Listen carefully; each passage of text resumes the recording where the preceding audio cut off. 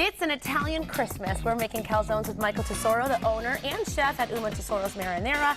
And here we are. It's Christmas time, right? It's the holidays. Yeah. Officially. So what I wanted to show you today is a very simple, traditional calzone dish from the Naples region of Italy. Lots of people bake their calzones in other parts of Italy. The Italian Neapolitans fry it in olive oil. Aha, so there's the difference. And it's so, also just cheese in this calzone, yeah, right? This is a really simple recipe with mozzarella, fresh mozzarella, which I got this morning from Cirio's Market in Northampton, and some fresh ricotta, and a little Parmigiano Reggiano. And you basically just make the dough. This is about 3 cups of 00 flour, which basically means white wheat flour that has been milled really finely, so it gives a nice flavor to it. So it's good to use for like pizza and calzones and things like that. Exactly. For pasta, you're looking for a nice grainier semolina pasta. Okay. So this is really more of a dough recipe. What you can see here is a lot of action, right? Yeah, I know. What's happening? It's not a milkshake, is it? It looks like one. I know. But this is just lukewarm water. This is really important. My grandmother always taught me to turn the water to hot and then bring the water back to your touch. It needs to be about 100 degrees. So you want it warm, but not too warm. If it's too hot, it'll kill the yeast. If it's too cold, you won't get any action and won't cause the yeast to start foaming up. And add a pinch of salt and a little bit of sugar. Okay, so it's yeast, sugar, water, and salt, but just a pinch of each. A pinch of each.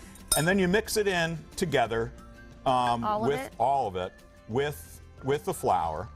And you also add in approximately a teaspoon of olive oil for the bowl and a teaspoon of olive oil for the pot. Okay.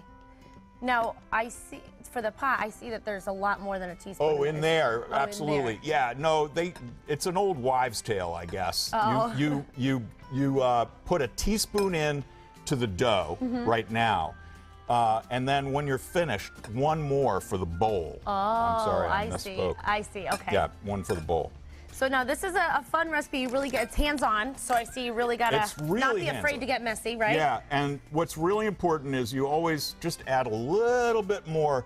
You want the dough to be soft, but you don't want it to be too sticky. You don't want it to stick to your fingers too much. Yeah, it should be workable. Yep. Do you have to refrigerate it at all? And then, so you basically let it sit, and it rises maybe once or twice. So you let it sit, you put it together. It looks like this in the end, and you let it sit in the refrigerator or no? No. Outside. Okay, out in the room temperature. It needs to be room temperature or warmer. Okay. You know, at the edge of the stove, it can't be too hot, but it needs to be warm for the rising to take place. And another thing that's a really nice idea is to wet a cloth and rinse it. You know, squeeze out most of the water, but keep it moist. And then cover your bowl with a wet, damp cloth. And that helps to keep the heat in and moisture and allows it to rise properly. Aha, nice tip there. Okay, so then once you've let it rise and sit, then you end up with this. So because we're on live TV, now your hands are full of dough. Yeah. So this is the end result, right? Is this ball of dough that you've already portioned into 4 small pieces here? 4 tiny pieces, and have some fun. Grab this one and start flattening it out with your finger. One thing about the Neapolitans is they never rolled their dough. Really? They always push it out with their fingers.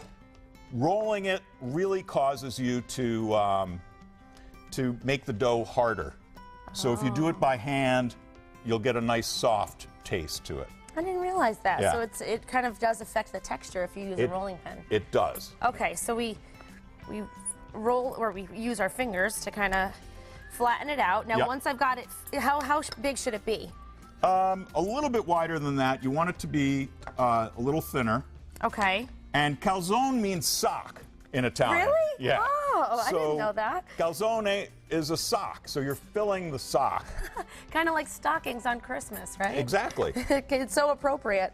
Okay, so now once I've got this, is this going to work? It's kind of a weird oval. That looks great. Okay. That looks great. Would your grandmother be proud? She would be.